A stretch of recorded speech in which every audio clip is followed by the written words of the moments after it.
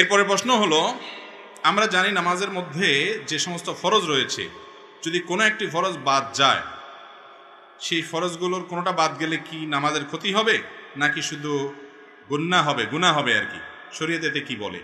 নামাজের যে ফরজগুলো আছে, কোনো একটা ফরজ যদি বাদ যায় তাহলে কি দিতে হবে? সেজদাও দিলে নামাজ হবে না? মাশাআল্লাহ, আপনারা তো অনেক মাসালা জানেন। যদি নামাজের কোনো ফরজ ছুটে যায় তাহলে কোনো সেজদা সাহুতে কুলাবে না। ওযু ছুটে গেল নামাজের মধ্যে, শেষে সেজদা সাহু দিয়ে দিলেন, কাজ হবে? আবার পড়তে হবে নামাজ, তারপরে আর পড়া যাবে, যাই ওযু করে এসে নামাজ পড়তে হবে। অর্থাৎ কোনো ফরজ ছুটে গেলে ওইটা হবে না, ওইটা পুনরায় আবার আদায় করতে হবে। আর যদি ওয়াজিব ছুটে যায় তাহলে সেজদা সাহু দিলে আদায় হবে। আর সুন্নত ছুটে গেলে কিছুই করা লাগবে না। নামাজের মধ্যে মোট 3 ধরনের ভুল হয়। কয় ধরনের ভুল হয়? সুন্নত, ওয়াজিব, ফরজ।